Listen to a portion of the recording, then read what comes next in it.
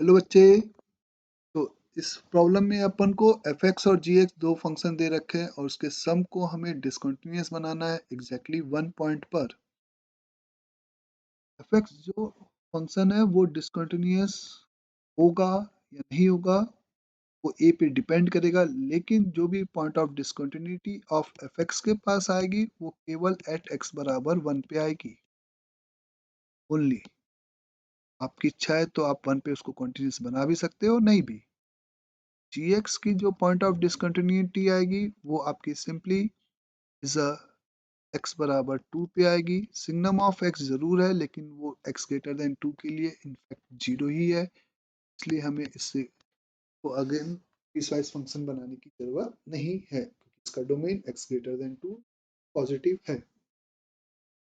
तो सम of the function discontinuous होगा या कॉन्टिन्यूअस होगा वो डिपेंड करता है कि अगर एक कॉन्टिन्यूअस और एक डिसकंटिन्यूअस है तो पक्का ये फंक्शन आपका क्या हो जाएगा, डिसकंटिन्यूअस हो जाएगा। तो अगर आपको डिसकंटिन्यूअस एट एक पॉइंट पे बनाना है, सिंगल पॉइंट पे, तो वन पर अगर मैं इसको डिसकंटिन्यूअस बना दूं, वन पे अगर मैं इसको डिसकंटिन्यूअस बना दूं क्योंकि वन पे ये तो कॉन्टिन्यूअस है और ये आपका डिसकंटिन्यूअस अगर हो जाए तो सम आपका डिसकंटिन्यूअस हो जाएगा। लेकिन उस केस में टू पर उसको क्या बनाना पड़ेगा, कॉन्टिन्यूअस। तो एफ दो ही केस बनते हैं कि एफ एक्स वन पर एक्स बराबर वन पे आपका कॉन्टिन्यूअस हो जाए, लेकिन उस केस में x बराबर जी एक्स जो है वो x बराबर 2 पर कॉन्टिन्यूअस हो जाए, या एफ एक्स आपका x बराबर 1 पे डिसकंटिन्यूअस हो जाए, लेकिन उस केस में जी एक्स को x बराबर 2 पर सॉरी यहाँ पे को डिसकंटिन्यूअस कर दिया और यहाँ पर इसको डिसकंटिन्यूअस किया, तो सिंपली जी एक्स को यहाँ पर x बराबर 2 पे क्या बनाओगे, कॉन्टिन्यूअस। उससे क्या होगा कि 1 पे ये डिसकंटिन्यूअस और ये कॉन्टिन्यूअस, तो ओवरऑल आपका डिसकंटिन्यूअस 2 पे दोनों डिसकंटिन्यूअस हो गए इस केस में, तो ओवरऑल फंक्शन से कॉन्टिन्यूअस, तो एग्जैक्टली वन ही पॉइंट पे वो क्या रहेगा, सिंपली आपका डिसकंटिन्यूअस।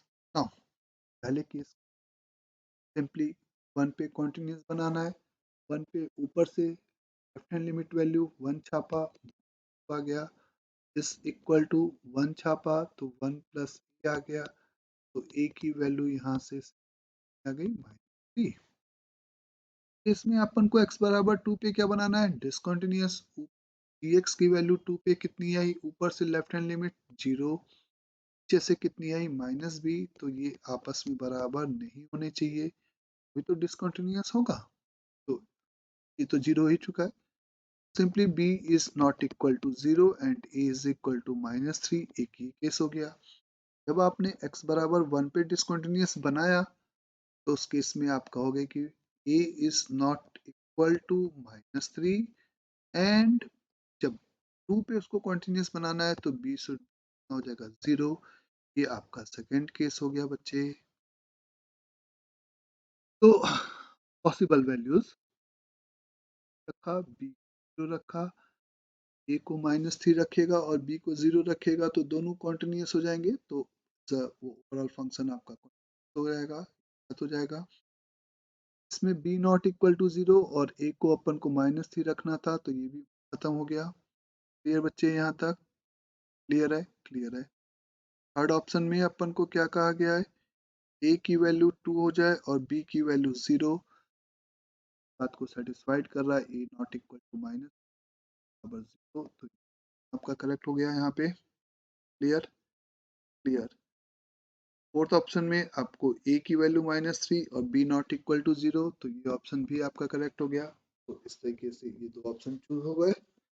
डन सभी को। Hopefully you understand the solution. Thank you.